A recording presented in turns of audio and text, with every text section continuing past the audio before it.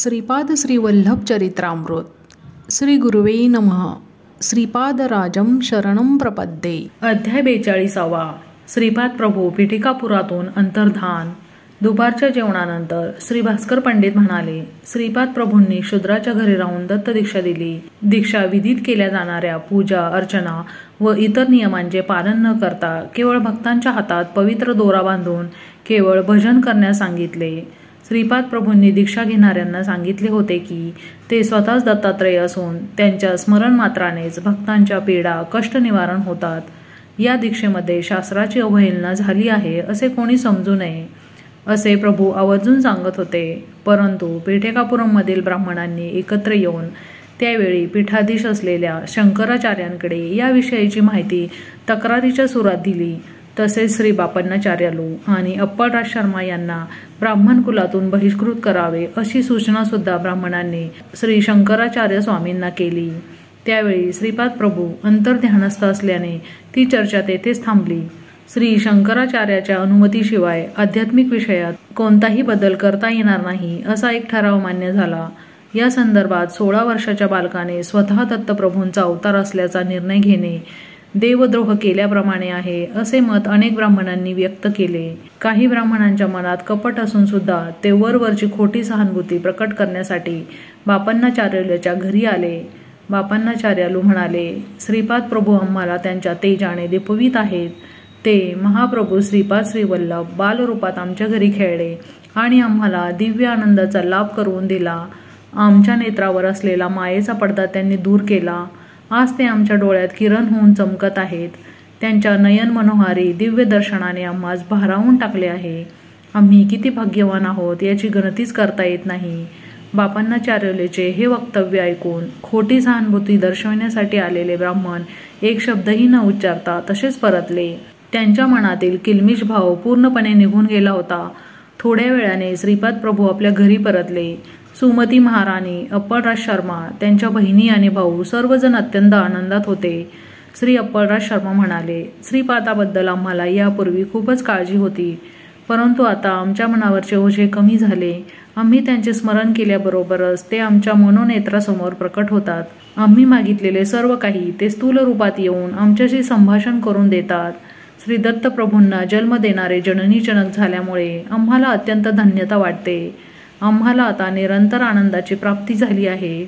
एवढे बोलून अप्पलराज शर्मांनी आपल्या उपरण्याने डोळ्यातून ओघळणारे आनंदाश्रू टिपले.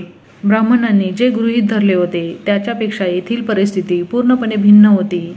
व्यंकटपय्या श्रेष्ठी सर्व ब्राह्मणांना उद्देशून म्हणाले, हे विप्रगण हो, आत्तापर्यंत आपण काही क्षणांचा काळ श्रीपाद प्रभूबरोबर घालवत असू, परंतु यापुढे ते आपल्या मनोनेत्रात सदैव वास करणार आहेत. तसेच स्थूल देहाने दर्शन देऊन आमच्या घरीच निवास करणार आहेत.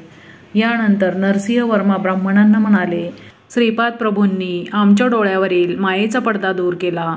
नित्य विनोद दिव्य विनोद करणारे महाप्रभू श्रीपाद श्रीवल्लभांच्या रूपात आमच्याबरोबर उत्कट हास्य करीत आमच्या अवतीभोवती असतील. पूर्वीपेक्षा अधिक उत्कट भावाने ते आम्हा स्थूल रूपात दर्शन देतील.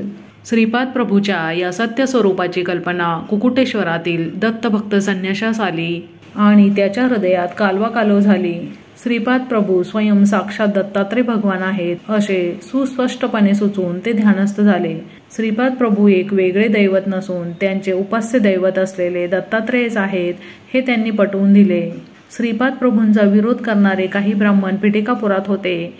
त्यांच्या मनात एकच प्रश्न सतत घोळत होता, खरंच दत्तात्रय श्रीपाद वल्लभांच्या स्वरूपात अवतरले का? हे जर खरे असेल तर आपण त्यांना त्रास देणे केवळ कठीणच नाही तर अशक्य सुद्धा आहे. दत्तात्रय प्रभूंचा स्वभाव फार वेगळा आहे. ते स्वतः त्रास सहन करून अनन्य भावाने शरण येणाऱ्या साधकांचा उद्धार करतात. हा त्यांचा स्वभाव विशेष आहे. पीठिकापुरममधील अनेक ब्राह्मणांनी श्रीपाद प्रभूंना ब्रह्मरथात बसवून शोभायात्रा काढली होती. मोठी धनराशी सुद्धा दक्षिणेच्या स्वरूपात अर्पण केली होती. दत्त दीक्षा देणारे संन्यासी केवळ गुरुदक्षिणा मिळावी या उद्देशाने दीक्षा देत होते. त्यांनी ते एक धनार्जनाचे साधनच केले होते.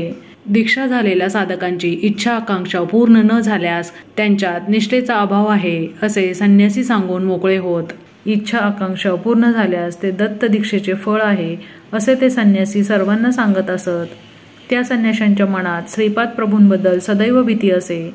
त्यांना वाटे श्रीपाद प्रभू आपल्या दिव्य लीलांनी त्यांचे सत्य स्वरूप सर्व लोकांसमोर आणतील. त्यावेळी कुकुटेश्वर मंदिरात एक वृद्ध ब्राह्मण आला. त्याचे नाव नरसिंह आणि गोत्र कश्यप होते. तो दूर असलेल्या महाराष्ट्र प्रांतातून आला होता.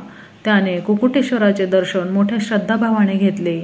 नंतर स्वयंभू दत्तात्रयांचे दर्शन घेतले. त्यावेळी त्याला तेथे दत्त दीक्षा दिली जात असल्याचे कळले. दीक्षा देणाऱ्या परमहंस परिव्राजकाचार्याकडे तो वृद्ध ब्राह्मण गेला. त्याने त्या संन्याशाला मोठ्या नम्र भावाने नमस्कार करून गुरुदक्षिणेच्या रूपात त्याने आणलेली नाणी दिली. ती दक्षिणा पाहून संन्यासी आनंदित झाले. त्यांनी दीक्षा घेण्यासाठी त्या ब्राह्मणास आपली ओंझळ पुढे करण्यास सांगितली.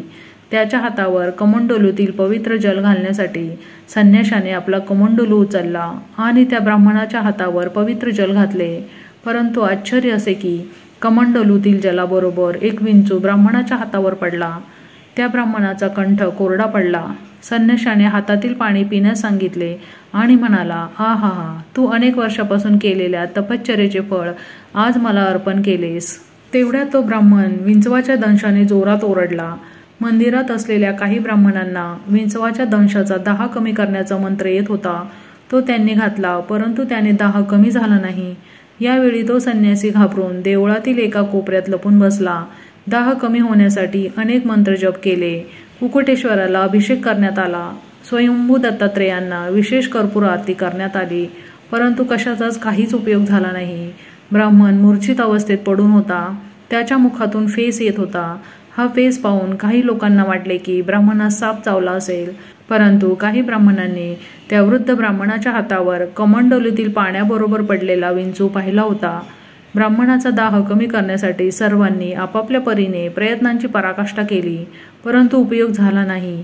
या सर्वांसाठी संन्यासीच कारणीभूत असल्याचे सर्वांना वाटले. ब्राह्मणास होणाऱ्या वेदना सहन न झाल्याने तो थोडा वेळ गडबडा लोळत होता व नंतर मूर्छित झाला. थोड्या वेळाने ब्राह्मण शुद्धीवर आला, परंतु त्याच्या पोटात असह्य वेदना होत असून त्याला उचक्या लागत होत्या. तेवढ्यात तेथे एक शेतकरी आला.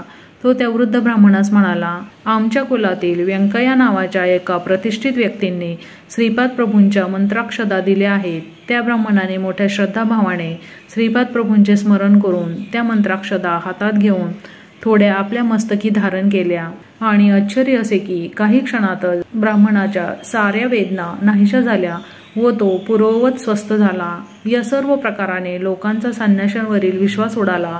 सर्व दीक्षित साधकांनी दिलेली गुरुदक्षिणा त्याच्याकडून परत घेतली आणि त्या संन्यासाला पिठिकापुरममधून हाकलून दिले.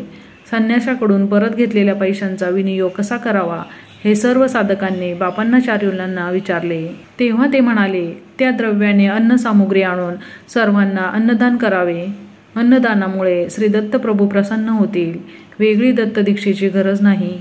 बापन्नाचार्युलांच्या सांगण्याप्रमाणे कुकुटेश्वराच्या प्रांगणात एक मोठा मंडप घालण्यात आला.